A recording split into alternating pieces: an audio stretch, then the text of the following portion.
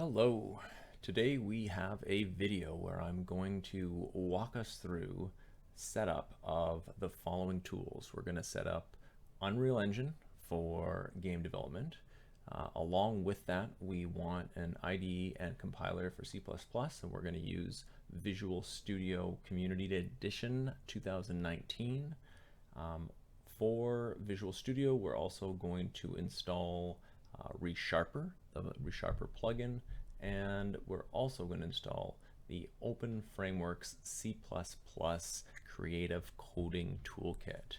And everything is going to begin with Unreal Engine. So I'm here at unrealengine.com, and if we scroll up to the very top, you'll see that I'm already logged in. So step one is when you get to this site, you're going to want to go up to the top and create yourself an account and log in with that. Once you have an account, you can then click this button to download. You'll be presented with some licensing options. I don't actually think it makes a big difference since we're using this for educational purposes between publisher and creator's license. But here with the publishing license, it does say, for game development, and that's checked off there. And they're both free. You only end up paying royalties in the publishing license if you hit a certain threshold of money that you're making off of a product. So it doesn't matter really which one we choose. I chose to download the publisher license one here by clicking download now. I've already got that on my machine, and so that's the one that we are going to begin with. So here's the Epic installer that I have already downloaded, so I'm just going to run that. It's going to give me some options for where I wish to install this. This ends up being quite important if you have multiple drives. And so if you have a smaller SSD drive and then a larger, perhaps just regular hard drive, and you're worried about filling up that SSD drive, I would recommend going and changing and picking a different drive. I only have one drive, so I'm going to install it to the drive that I have. But on my other system, I had originally installed it to the SSD drive, and then I sort of regretted that because over time, Epic starts to release different versions of the engine. Each one of those, if you keep them around on your machine, takes up more and more space, and you end up filling up that SSD drive. So yeah, if you have the option to move to a larger drive, I would take that option. I'm just going to install it here. And I'm not going to make us watch the full installation process, so I will start this back up once this install is complete. And we're back here after the installation process. One thing I did not mention is that we are going to be using Unreal Engine 4 this term. Unreal Engine 5 has been released in sort of a preview mode, but it's not quite ready for us to use in this course. So after the installation of Unreal Engine, we got to this screen here where it's asking me to sign in. And if you had already created an account with Epic Games, you would sign in here. You could also follow this sign up link to do so. So I'm going to sign in with my Epic Games account.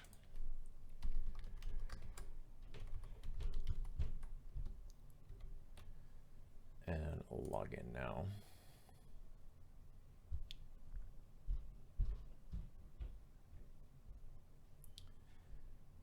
So what we're loading up here is actually just the Epic Games launcher. It's not the engine itself. We have to go to install that engine. We want to go into library here, and you can see underneath where it says engines version, we want to click here with the plus, and we're going to download the most recent version of Unreal that's available at the time here, which is 4.26.2, and I'm going to click install on that as well.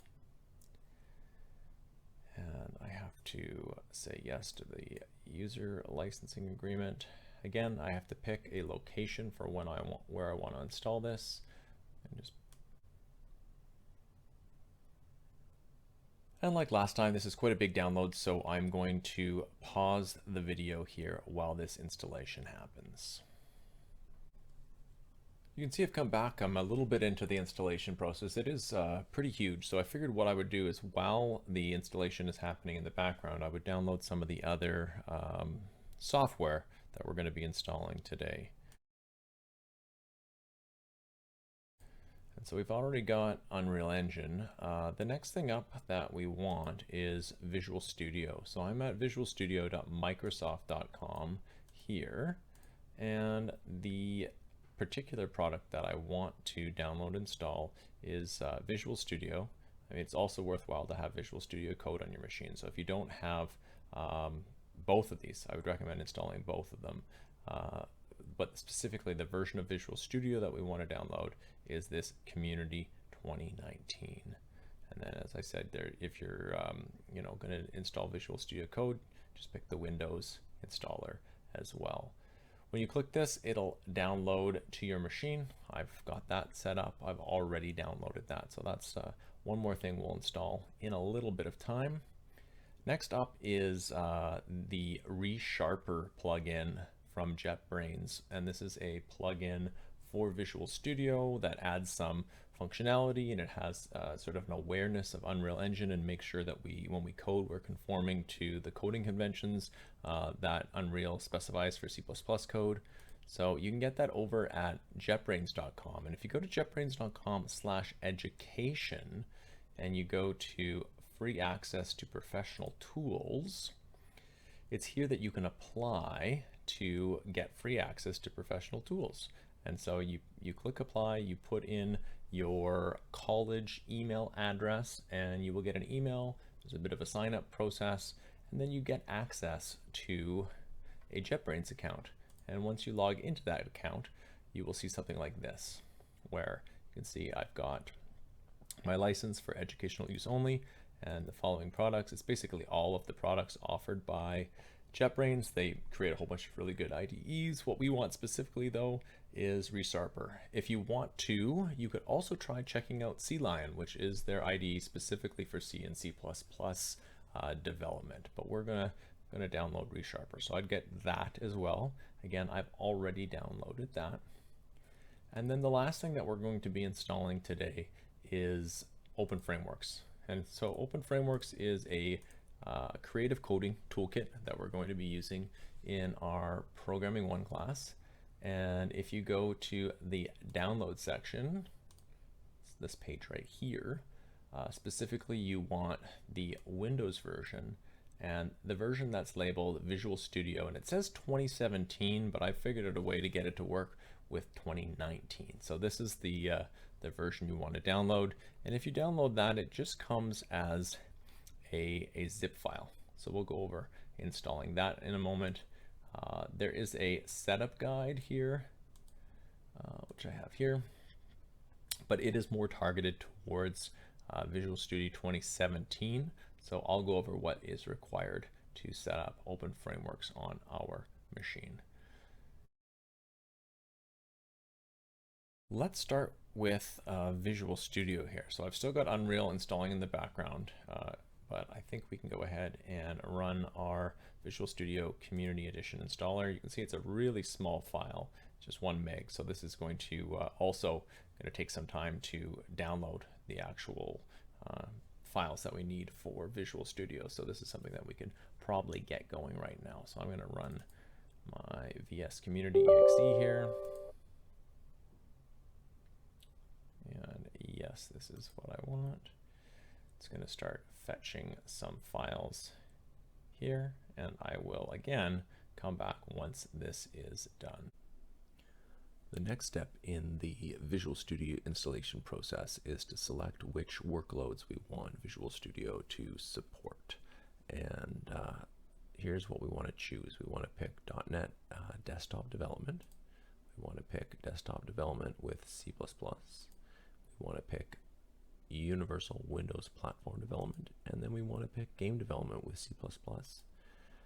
If you know you're going to be doing some work with Unity, you could also select this Game Development with Unity. But one thing you should know is that it's very easy to come back to this section, to this Windows Studio installer. You can just rerun the Windows Studio installer at any time and add or remove any of these options. So it's these 4 that we want. You're going to click install. Mine says modify because I've actually been through this process previously on an earlier cut of this video. So yeah, you'll just click the install button, and then there's a bit of a download process, and so I will pause the video and return when that is complete. We're a little further along here. Unreal is now verifying the download of the engine. Visual Studio has installed those various work packs, and it's prompting me to sign in, and this would be to sign in with like a Microsoft account. We can click not now, maybe later.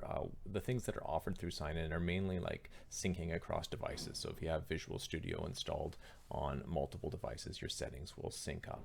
I'm just going to see if I can sign in using my college ID, if that's going to be considered a valid Microsoft ID, or if I maybe I'll have to say not now, but I'll try this out. Let's just see what happens here. And pick an account. There's my college account. It's picked it up because that's what I'm signed in with right now on this machine. And so let's see. Looking good. All right, Visual Studio has started up. It looks like it has synchronized my account, I believe, because it looks like it's already showing the dark theme. And so let's go in. We're just going to create a new project just so that we have something to work with. Specifically, I'm going to go to C++, and I'm just going to say that I want a console app. It doesn't really matter what I pick right now because we aren't going to actually do much coding, but I'm just going to pick console app here and click next. The location, this looks fine. It's going to be under my username, source, repos, and I'll just call this sample app. Create, and we can just I'll just give this simple, it's a hello world app. We can give it a simple run to make sure that everything is going. I'm just going to pick 64-bit compilation here, click the play button. This will build and run my code, and as long as everything is working, what we should see is just a simple hello world application. And there we are. We see in a console hello world, and it's telling me to press any key to close the window, which I can do. Next up, we're just going to do a few little setup steps here within Visual Studio. Under Tools, I'm going to go to Options. It's here where we can set our theme. So if you defaulted to the blue or the light mode and you prefer a darker theme, you can join me in dark mode if you want. And also, you may want to change the font. The list of fonts, all the ones that are sort of monospace, which is what you should be using, meaning that every character takes up the same amount of horizontal space, they're all in bold. And another one that I like here is this one called Hack. Again, I've downloaded this already to my machine. You can just search for the Hack font and find it if you want to use the same font as me. And then I'm going to use a larger size here as well. And there I am, and you know, I can scroll in and out. If I hold down Control and then scroll with my mouse wheel, that allows me to change the size of my font. All right, I'm going to close this down. We'll go check on Unreal, and then we also still have ReSharper and openFrameworks to install. Okay, so this looks good. Back over in the Epic Games tool here, we have Unreal Engine, which is installed. One of the things that I usually do here inside of this little Epic Games launcher is inside of settings. There's an option to have it always run when the computer starts. I'm a bit of a stickler about trying to reduce the number of things that actually run when my computer starts. So although we'll be using Unreal quite often, I'm just going to disable this, and I can run this when I want to run Unreal Engine myself without it having it loaded in the background automatically. And then we'll just test out Unreal Engine here by clicking launch, and yeah, and then we'll see what happens. So a few things have popped up here. Windows Defender wants to make sure that the Unreal Engine editor should be able to use my internet. This is fine, so I'll say allow access both to the launcher and Unreal itself. And there it looks like we also have in the background here, an app on your PC needs the following features. It wants this, and so I'm going to say download and install. And I'm not sure if it was Unreal that triggered this or Visual Studio, but regardless, we do want to install .NET Framework to allow whatever's requesting it access to that. So I'll click download and install that as well. And here we have it. .NET Framework has installed, so I can close that up. Unreal is now asking me what I want to create, and I'm just going to create a basic game project here. We're just going to create a blank one, and specifically we want a C++ based project. Everything else we're going to just do with defaults. I'm going to name the project sample project. And this is another instance where if you have a larger hard drive, this is where you would want to make sure that you are saving to that larger hard drive and not a smaller SSD if that's your setup. So I'm going to create the project here. Unreal Engine is now fired itself up here. You can see my little welcome message. This thing tends to annoy me quite a bit, so make sure you right click on that and just say don't remind me again, and it'll stop sort of strobing in that manner. Down here in the content browser, I'm going to click the show or hide sources panel, and I just want to, we're not going to deep dive into Unreal right now, but we just want to make sure that we can create new C++ entities. So I'm going to go in here. I've picked my C++ classes in the sample project folder. I'm right clicking in an open space down here and saying new C++ class, and I'm going to just create an actor, which is just really any object in the world that isn't isn't a character or something that can be possessed by a controller or an AI or something. So like, this table and chair here, those are actors. And so I'm going to click next, and I'm going to call it sample actor, create class.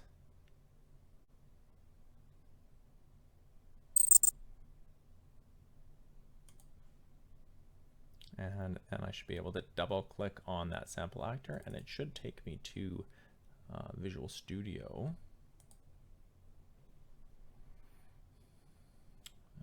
Sample project, that's fine, reload all. One way just to quickly tell if we can actually make a change here and see it within the engine itself is I'm just going to paste in a little bit of code. This is some code to add an on-screen debugging message. And it's going to display for, let's make it for 5 seconds. It's going to display in red, and the text of that is going to be like, hello, Unreal World. I can save that. I should be able to build from within here. And I can also build from Unreal itself. So this looks successful. It makes a little beep beep noise to know that things have actually worked. And if I now take this sample actor and drag it into the scene, it shows up in my world outlier here. And now clicking play, I see hello Unreal World in the top corner here. And that is the message that's coming from my C++ code. So everything looks good on that front. So the next thing I want to do is to install openFrameworks, and then we will get to ReSharper. So the next step up is openFrameworks. It's a zip file, and so the installation here is a little bit more manual. We need to again pick where we want these openFramework projects of ours to be installed. I'm going to put them in sort of the default place where Visual Studio is going to be putting projects, which is going to be in my users folder under my user, and then specifically under source and repos. And this is where that Visual Studio sample app that we earlier created ended up. And so now I'm going to open up this zip file, and I'm just going to drag the openFrameworks release folder into this folder. All right, it's fully unzipped now.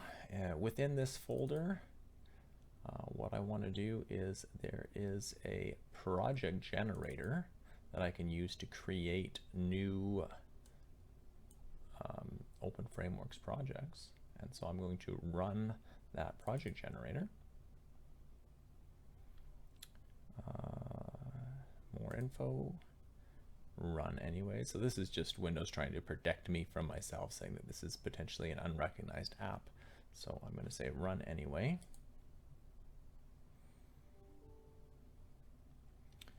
And here we are. Again, it says Windows Studio 2017.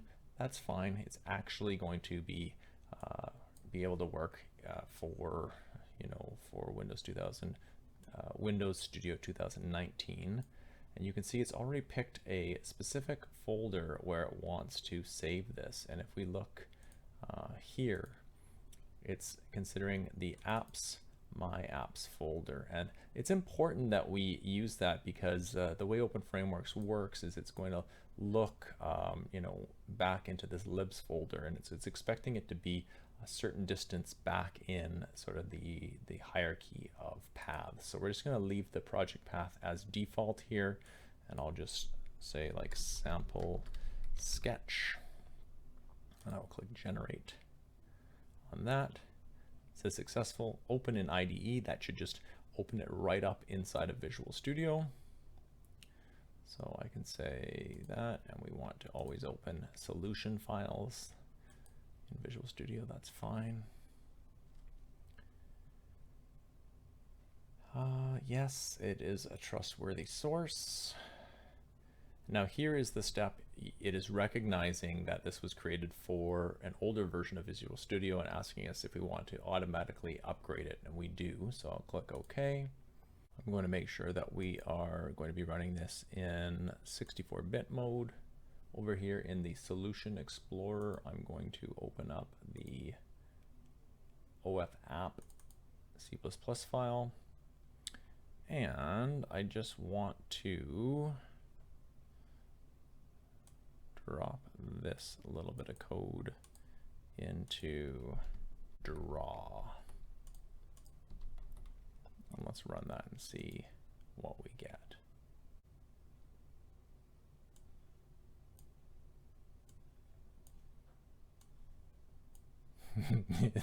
It's a very ugly application. You can see that there's an ellipse in the top corner here. Let's just fix that up a little bit just so that it looks a little bit nicer. So I'll close this down here. And so to change things up just slightly, this ellipse, if we hover over it, you can see that the first two arguments are an X and a Y. And so I'm just going to change this to OF get width. That's the width of my drawing canvas divided by 2. So it's going to be in the middle of the width for the X. OF get height, middle of the height for the Y divided by 2.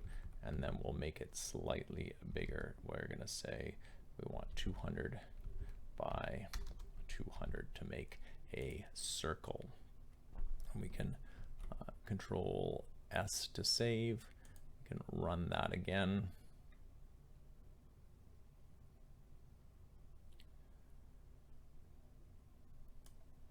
And there you go. Beautiful. We see a circle in the center of the screen. You can see it's got some weird edges. That's something we'll dive into deeper to increase the circle resolution, but we don't need to get into the details around openFrameworks just now. But we can see that we can run openFrameworks projects by creating them with that project generator and then converting them for use with Visual Studio 2019. All right, so the last thing that we want to do is to install and configure ReSharper. And I will run this ReSharper installer.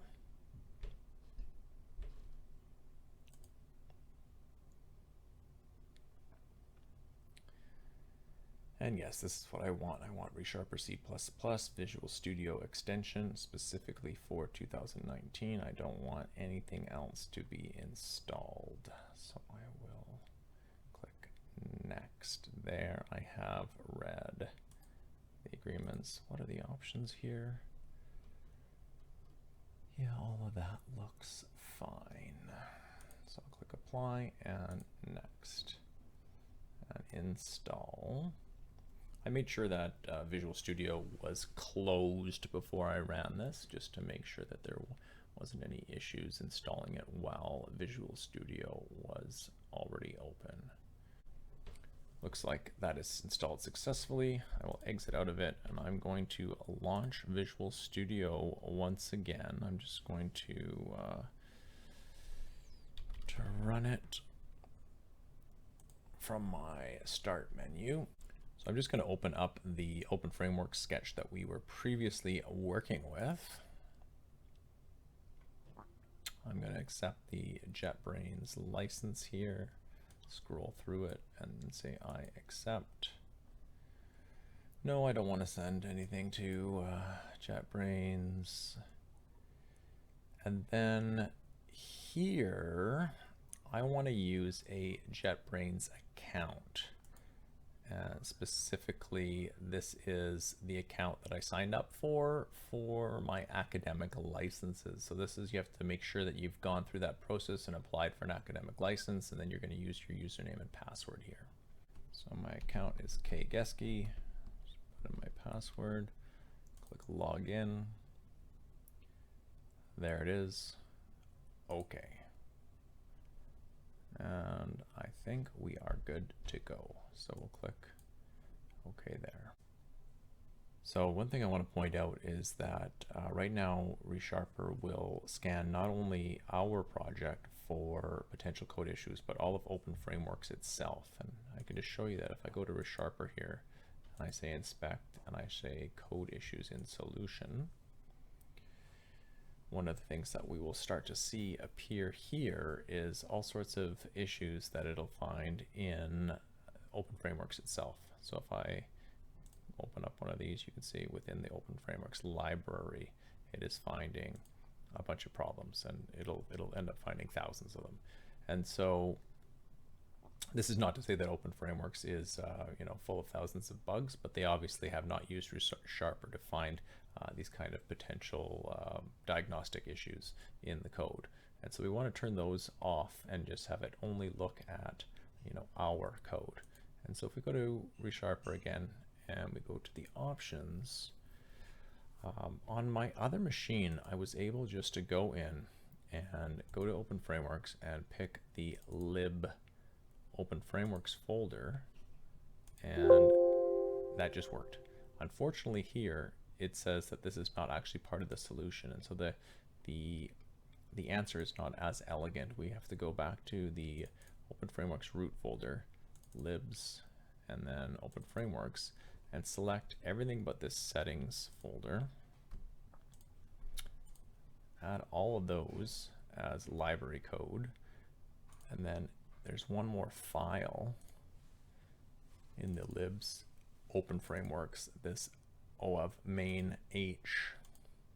Once we have added all of those to our library code inside of this third party, so specifically where this is, I think I should have pointed this out. This is under code editing, third party code, library code. We've added all of those in now, and we can say save. And if I try running that again, inspect code issues in the solution,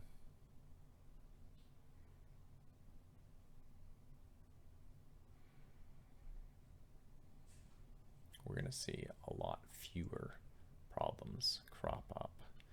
And specifically, we're only going to see issues in the source files that are part of our project proper, which is this main CPP, this ofapp.cpp, and this ofapp.h file. And there you can see it's now only found a handful of issues that we could work with. So that's just something nice to do before you submit an assignment, is to maybe go through and run those checks. And specifically here, it's only checking our code, which is what we want. And there are just a few more settings that we want to set up inside of ReSharper. So back to ReSharper options, Now we're going to go to the section under Code Editing C++ and just expand that. And we're going to look at naming style, formatting style, and then we're going to go over to code cleanup. So we're going to start at naming style. And by default, it is set up for sort of all lowercase and sort of snake case style naming. And if you look over at the style for openFrameworks, it's sort of a more camel case style where you have multiple words slammed together with the first letter of every word other than the very first word being capitalized. So we're going to switch our scheme to camel case. And if we find that some of these don't work for us, throughout the term, we can tweak them. But for now, we're just going to default to that camel case. And then under formatting style, we're going to go to brace layout. And this is sort of more of a personal choice than something that I'm going to require of you. I prefer to have my braces like you see in the code right here, where the first brace directly follows the line that sets up the brace. And that's called K&R style. Right now it's basically set up for BSD style in most cases, and I prefer this K&R style with the opening brace on the same line, and that's going to go for things like if statements and loops and all that kind of stuff. So I'm going to switch over, and it shows you an example. So here's sort of a namespace defined in BSD style, and we can switch it to K&R. I'm going to switch to K&R for, I believe, all of these. I'm going to leave K&R. Yeah, that looks fine. K&R. And again, this is something we can tweak later in the course if we feel we need to. That one I'll leave because I don't actually know what this other brace is referring to. Empty brace formatting. I think if we have empty brace formatting, it makes sense for them to be on different lines like that. Again, we could tweak that if we need to. That's it for me. If you prefer the BSD style, feel free to leave that as is. And then the last thing that I want to look at in this settings area is code cleanup.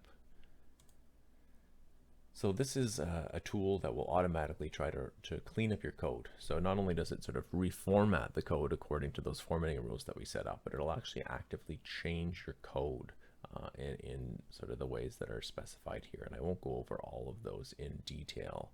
And we can actually, here, if I was to click duplicate on this full cleanup, we can see that there's actually many more fixes that we can apply to our code. So there's a whole section of fixes called Clang Tidy Fixits.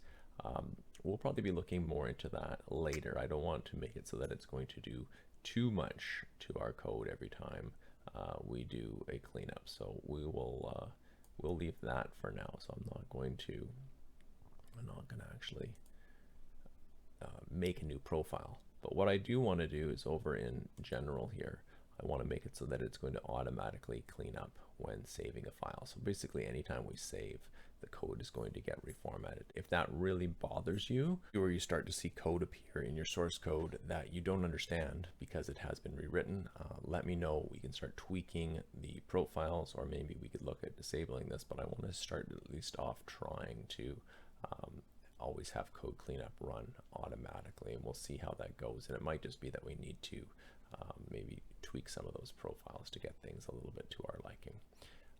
But anyways, those are the final changes that I wanted to make to ReSharper. So we'll click save here, and now we can do a couple things. You can run that code cleanup at any time by hitting Control E, Control F. You can also run the reformatter at any time by hitting Control Alt Enter. Just so as an example, if I move that brace down the line and I hit Control Alt Enter, you see it puts it back up there. And it should also do that if I put it down the line and I save my file. That these prompts, this cleanup here, I'd like it just to run automatically. It seems a little lame to have this happen, have this pop up every time. But here, I'll click run here. Let's maybe set this as the default. And maybe that will cause it to silently run every time. Let's see if we can do this and do a Control S. There, it'll now silently run every time. And so just to ensure you know how we set the default there, I was able to set it on that prompt, but setting the default can also be done inside of the profiles area. You just pick which profile you wish. So maybe you just want code to be reformatted. Maybe you want this full cleanup, and you just click that set default.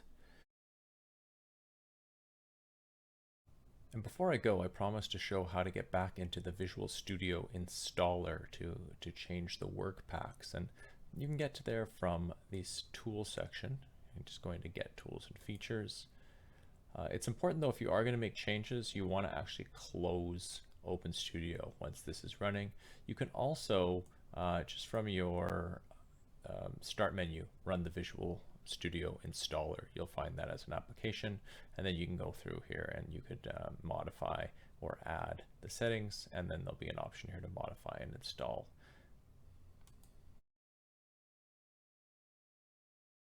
And that, my friends, brings us to the end of our setup.